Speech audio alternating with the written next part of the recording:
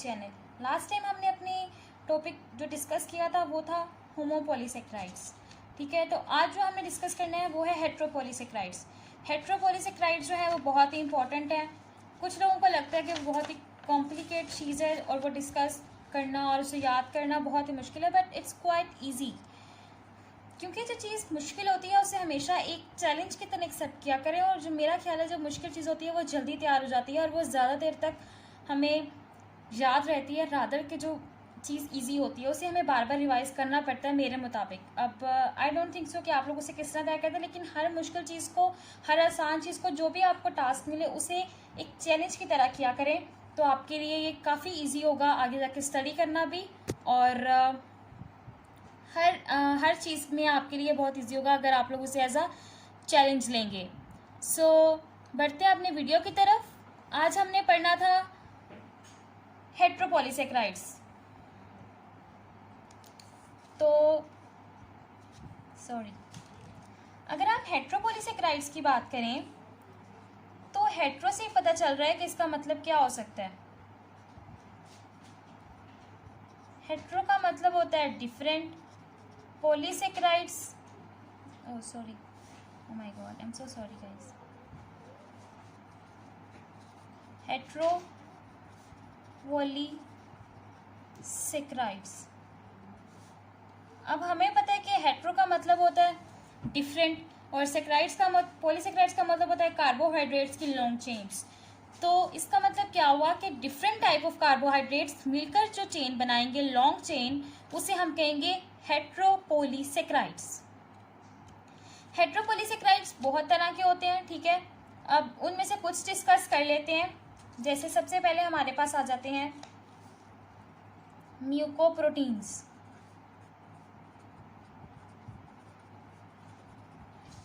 ठीक है, अब म्यूकोप्रोटीन्स क्या होते हैं बेसिकली।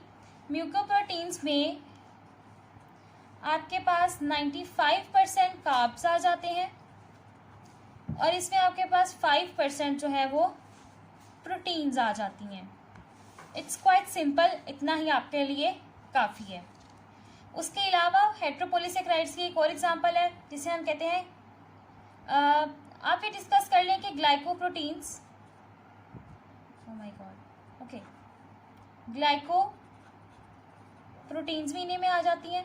ग्लाइकोप्रोटीन्स में फॉर एग्जांपल आपके पास आ जाता है कोलेजन, आपके पास आ जाता है हाइड्रोलेज, आपके पास आ जाता है प्रोटीएजिस।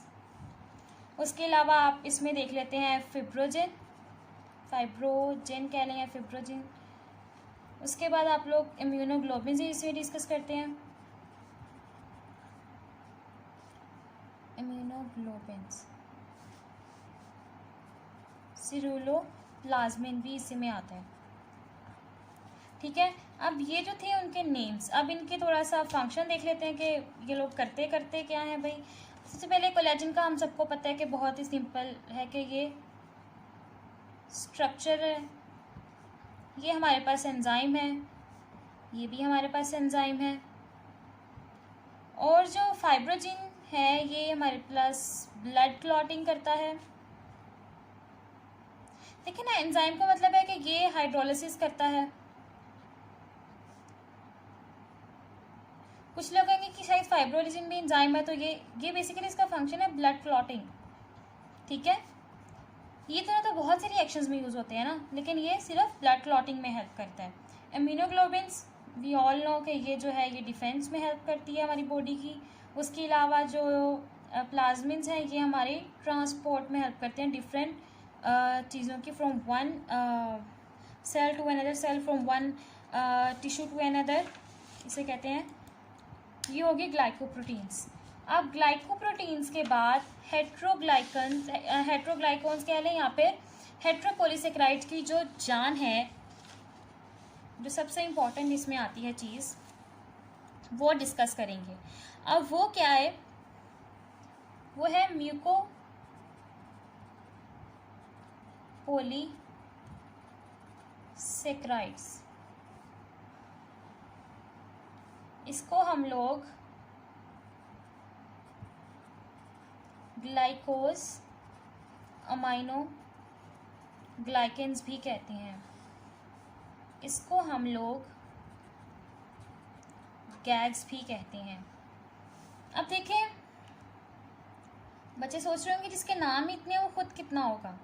बहुत ही सिंपल और बहुत ही छोटा सा चीज़ है। आपने जो मैं आपको बातें बताऊंगी ना, अगर आप लोग सिर्फ और सिर्फ वही चीज़ें याद कर लें तो कोई ऐसा एमसीक्यूज़ नहीं होगा जो आपको ना आता हो, कोई एक सिंगल एमसीक्यूज़ भी नहीं होगा जो आपको ना आता हो।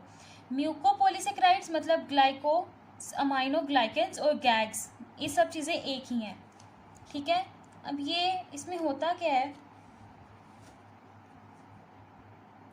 ये बनते हैं repeating units of sugar derivatives, मतलब शुगर से डिराइव की हुई चीज़ों से। इसका मतलब क्या है कि मतलब शुगर ने कार्ब्स ने किसी के साथ रिएक्ट किया और फॉर एग्जांपल उसने आगे जाके बना दिया अमाइनो शुगर, ठीक है, ये उसका आगे डेरिवेटिव है ना। और उसके अलावा इसमें कोई भी एसिड आ जाएगा, ठीक है, जैसे आप लोग यूरोनिक एसिड कह लें, जो हम कॉमनली यूज़ जब स्टडी करेंगे गैग्स, उसमें यूरोनिक एसिड होगा, ठीक है। ये आपने याद कर लेना कि है क्या, mucopolysaccharides are basically the repeating units of the sugar derivatives such as amino sugars and uronic acid, ठीक है। ये बहुत ही सिंपल सी चीज़ मैंने आपको अभी तक बताई है। इसमें कोई भी ऐसी चीज़ नहीं है जो आपको मुश्किल लगे कि पता नहीं क्या ही है ये, ठीक है। अब हेट्रोपॉलीसेकेराइड्स में हमने एक छोटा सा टेबल याद करना है, वो मेरा ख्याल है हम इसको यहाँ पे ड्रॉ कर लेते हैं, ठीक है। मैं इसे लाइनिंग कर दूँ,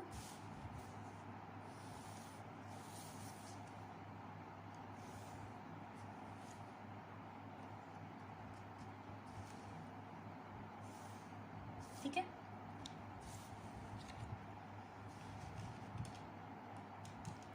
देखिए, सबसे पहले जो हमारे पास गैग आता है उसका नाम है हाइलुरोनिक एसिड,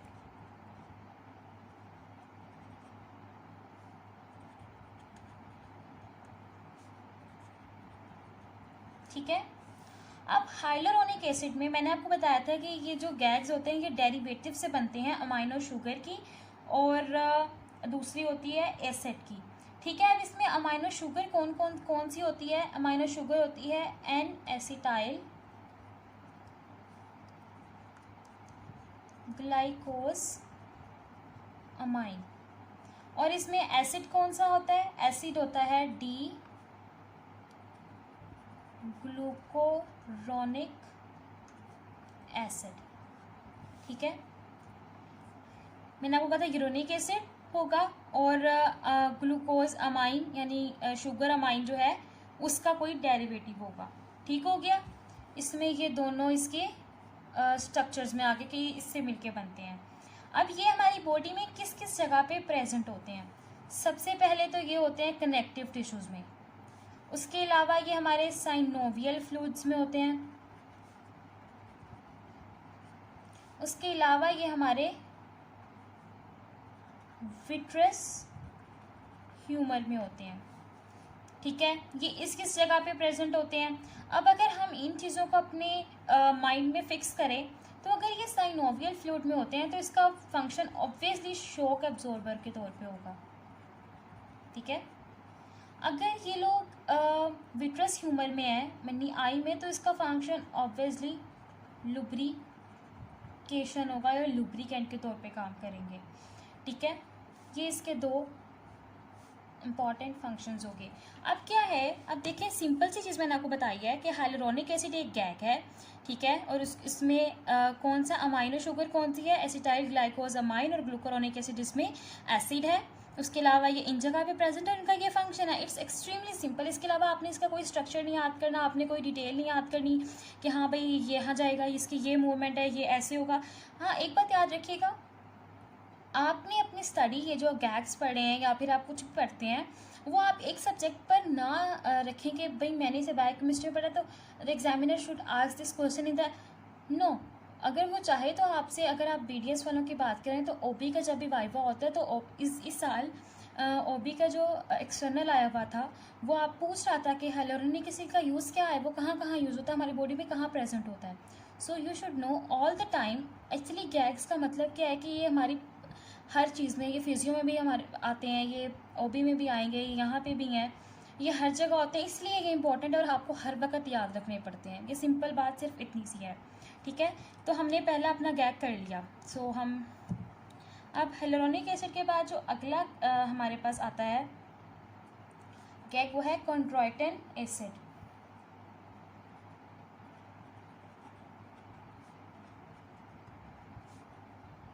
कॉन्ड्रोइटिन सल्फेट है बेसिकली. ठीक है, कॉन्ड्रोइटिन सल्फेट में आपके पास जो एसिड होता है वो होता है डी ग्लूकोरोनिक एसिड, वही वाला एसिड होता है. ठीक है, लेकिन आपके पास इसमें जो आपके पास अमाइनो शुगर होती है वो सल्फेटेड होती है. एन एसिटाइल, ठीक है, गलेक्टोज अमाइन 4 सल्फेट.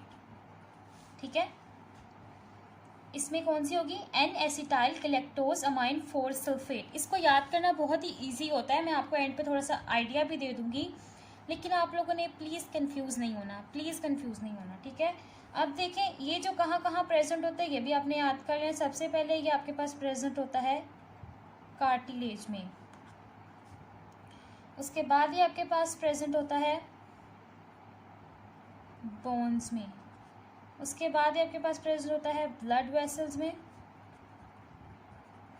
ठीक है, और उसके अलावा अब देखें इसका फंक्शन, अब देखें ये बोन्स में है, कार्टिलेज में है, तो ये दोनों चीज़ें क्या है, हमारी स्ट्रक्चरल चीज़ें हैं, स्ट्रक्चरल फंक्शंस प्ले करते हैं. तो ये हमारे बॉडी के स्ट्रक्चर को मेंटेन करने में हेल्प करता है, स्ट्रक्चरल मेंटेनेंस. उसके अलावा अगर ये ब्लड वेसल में है तो ये किसी भी टिश्यू को शेप देगा. ठीक है, किसी भी टिश्यू को शेप देगा. ये बहुत ही सिंपल सा हो गया. अब हमारे पास हमने हेलोरोनिक एसिड भी कर लिया और कॉन्ड्रोइटिन सल्फेट भी कर लिया. अब इसके बाद जो हमने अगला गैग पढ़ना है वो है heparin. And I think heparin का तो सबको पता ही है, बस एक चीज़ इसमें एक्स्ट्रा बतानी है वो है कि इसमें ये बनता किससे है. अब हेपारिन जो है वो थोड़ा सा जो है वो कंफ्यूजिंग, उसमें सिर्फ एक चीज़ एक्स्ट्रा है, सिर्फ एक चीज़ जो कि आप लोगों को याद करनी पड़ेगी और वो बिल्कुल डिफ़िकल्ट भी नहीं है. वो ये है कि इसमें जो एसिड होता है ना, इसमें यूरेनिक एसिड, वो एसिड भी सल्फेटेड होता है. कैसे, आप देखें इसमें होता है डी ग्लूकोनोरेट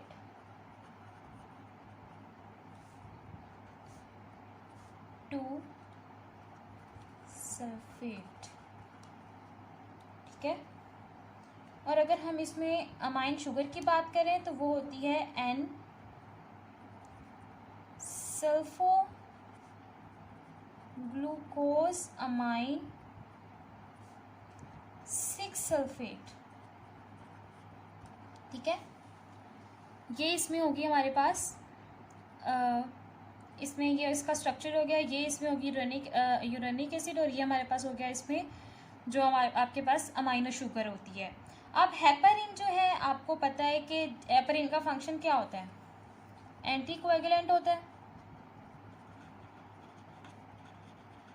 अब बॉडी में जिस जिस जगह पे हमें एंटी कोएगुलेंट की ज़रूरत है हम वहाँ पे इसे डाल देंगे. सबसे पहले स्प्लीन जहाँ पे ब्लड बनता है, उसके बाद ब्लड जो कि है, उसके बाद किडनी में तो बहुत ज़्यादा होता है ये, लीवर में तो एक्सट्रीम होती है इसकी. ठीक है, ये हो गया. ठीक है, अब ये भी हमारा हो गया. इसके बाद जो हमारे पास अगला गैग है वो थोड़ा सा मेरा ख्याल है कि हम लोग उसे कर लेंगे. ठीक है, डर्माटन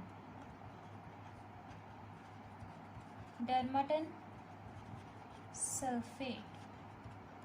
ठीक है, अब डर्माटन सल्फेट में क्या होता है, आइडरोनिक एसिड, और इसमें आपके पास अमाइनो शुगर कौन सी होती है, N acetyl galactosamine 4 sulphate. Okay,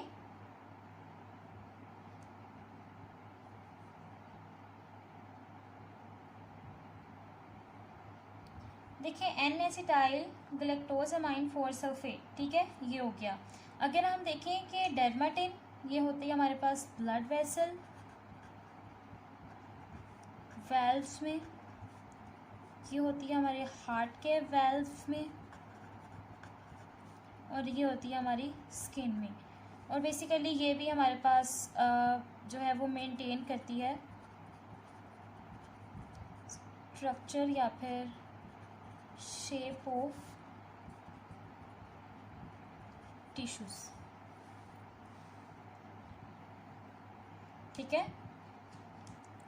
अभी तक हमने सिर्फ 4 पढ़े हैं और एक हमारे पास उसके बाद रह गया, और वो बहुत ही सिंपल और बहुत ही आसान है। मैं थोड़ी सी लाइन एक्सटेंड कर ली थी बिकॉज मुझे ना बहुत इशू होता है अगर कोई भी चीज़ वो भी मेरे मुताबिक नीटनेस थोड़ी सी, वैसे मुझे पता है कि काफ़ी मैं डिसऑर्डर कर जाती हूँ लेक्चर के दौरान, लेकिन फिर भी ये थोड़ा सा आपको थोड़ा समझ आ जाएगा ना अगर इसे थोड़ा सा अलग अलग रहेगा तो।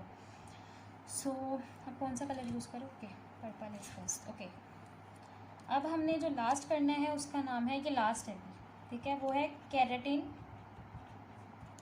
Sulphate.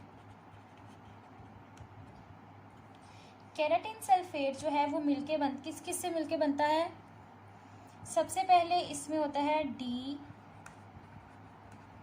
Galactose,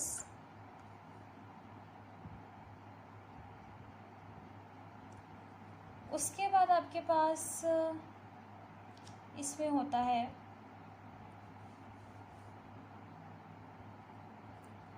N acetyl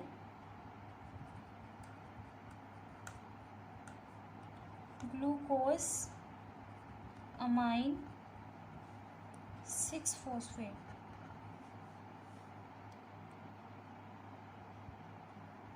sorry ये ग्लैक्टोनोज है, फॉस्फेट, ठीक है।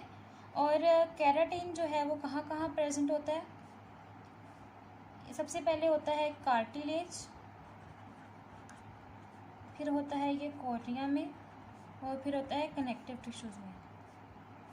उसके अलावा जो है इसका फंक्शन क्या होता है, वही अगर ये कनेक्टिव टिश्यूज़ में है तो ये हमें लुब्रिकेशन देगा, और ठीक है सपोर्ट देगा, सपोर्ट कह लें।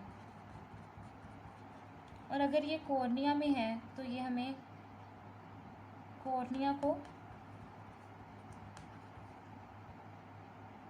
ट्रांसपेरेंट रखेगा, ठीक है। अब जो चीज़ मैं आपको बेसिकली समझाना चाह रही हूँ कि इसको याद करने का एक सिंपल सा तरीका क्या है। सबसे पहले आपको इसके सबके नाम ही आने चाहिए, ये तो आपको मेरा ख्याल है कि ये सबको आने चाहिए, ठीक है। उसके बाद सबसे पहले एक चीज़ याद रखें कि हाइलुरोनिक एसिड जो है वो सबसे सिंपल है, hyaluronic acid is extremely simple, ठीक है। देखिए hyaluronic acid, N acetyl glucuronic acid, और ये हो गया देखिए ग्लूकारोनिक एसिड इसमें एक आ गया। अब उसके अलावा इसमें एक और चीज़ जो है वो आपने देखनी है, वो ये है कि इसमें जो जिस जगह पे प्रेजेंट है वो कौन कौन सी जगह है। एक है वो कार्टिलेज, उसके अलावा है कनेक्टिव टिश्यू, साइनोवियल फ्लूइड और विट्रस, और ये हो गया। ये हाइलुरोनिक एसिड जो है ये इम्पॉर्टेंट भी सबसे ज़्यादा है, तो I will give it 3 stars, okay. उसके बाद है कॉन्ड्राइटिन सल्फेट। अब कॉन्ड्राइटिन सल्फेट आपने कैसे याद करना है, देखिए हमारे पास जो कार्टिलेज होता है, कार्टिलेज वो मिलके बनता है कॉन्ड्रोसाइट से, तो कॉन्ड्रोसाइट से आप याद कर लें कि कॉन्ड्राइटिन सल्फेट। अब कॉन्ड्राइटिन सल्फेट से आप याद कर लें कि अगर कॉन्ड्राइटिन सल्फेट है तो वो बनाएगा कार्टिलेज, कार्टिलेज आगे जाके हमारे पास आगे जाके ये डेवलप होता है बोनों का, आपने जीए में पढ़ा होगा ये कि कार्टिलेज से बोन किस तरह बनती है, ठीक है। तो बोन बनाएगा ये, अगर आपको 2 भी उसकी प्रेजेंस याद रह जाए तो आप उसको कर सकते हैं कि आगे ये स्ट्रक्चर मेंटेन, अगर आपको पता है कि हमें आ रहा है किस में हेल्प करता है स्ट्रक्चर मेंटेन में, और कार्टिलेज जो है हमारे टिश्यू को शेप देता है, ब्लड वेसल्स को अगर ना भी आप याद करें, ठीक है, तो ये आपको इतना याद हो जाएगा, समझ आ जाएगी। अभी मैं सिर्फ आपको प्रेजेंस बता रही हूँ। और हेपरिन मैंने आपको बता दिया कि जहाँ जहाँ आपको एंटीकोगुलेंट की ज़रूरत है वहाँ वहाँ आपको हेपरिन मिल जाएगा। अगर मैं डर्माटिन की बात करूँ तो हम कहते हैं कि डर्मा मतलब स्किन, स्किन मतलब आपको ये स्किन में प्रेजेंट होगा, तो ये आपकी स्ट्रक्चर, शेप और टिश्यू को मेनटेन करेगा। और उसके अलावा डर्माटिन जो है ये वेल्व्स में प्रेजेंट होगा, ठीक है, ये भी आपने याद कर लेना है साथ। अगर मैं केराटिन की बात करूँ तो केराटिन हम सबको पता है कि एक स्पोर्टिंग स्ट्रक्चर है, तो स्पोर्टिंग स्ट्रक्चर केराटिन आपने याद कर लेना है 3CK, 3KC या फिर 3CK, 3KC या फिर 3CK, जो आपको चीज़ याद रह जाए। मतलब 3C हैं केराटिन में, एक है इसमें कार्टिलेज, एक है इसमें कोर्निया और एक है इसमें कनेक्टिव टिश्यू। और वही कोर्निया को ये ट्रांसपेरेंट रखेगा और बाकी जो है वो सपोर्ट करेंगे, जैसे हमने ऊपर डिस्कस किया था।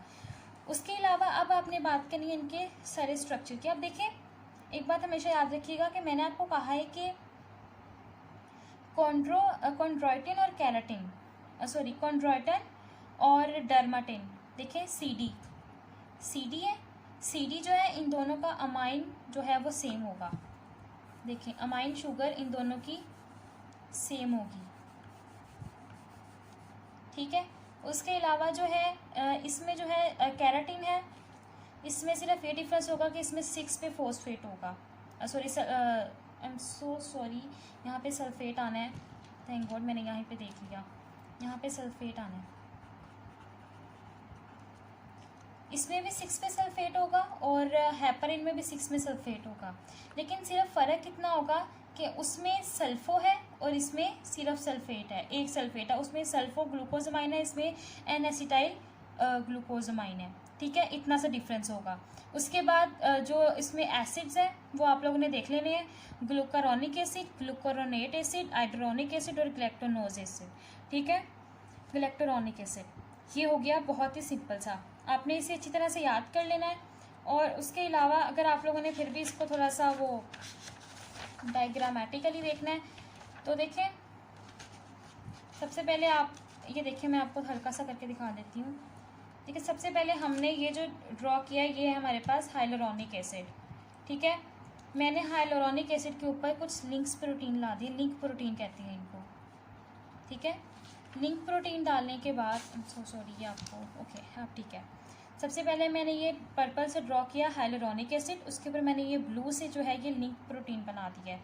लिंक प्रोटीन के बाद मैं इसके ऊपर कोर प्रोटीन लगा दूँगी, सॉरी इससे लगाते हैं ओके, इसके ऊपर मैं कुछ कोर प्रोटीन्स लगा दूँगी।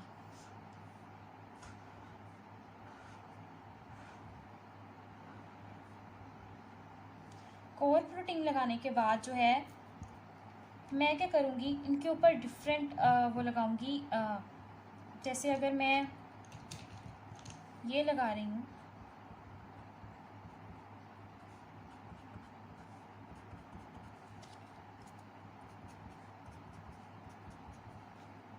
और एक जगह मैं लगा देती हूँ ये वाले,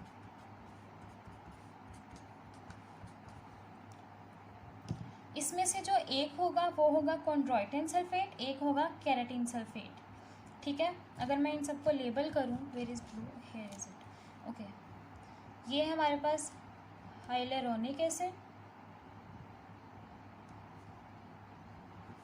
ये है हमारे पास लिंक प्रोटीन,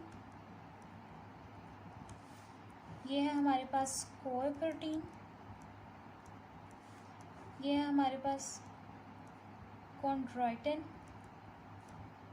सल्फेट और here it is keratan sulphate.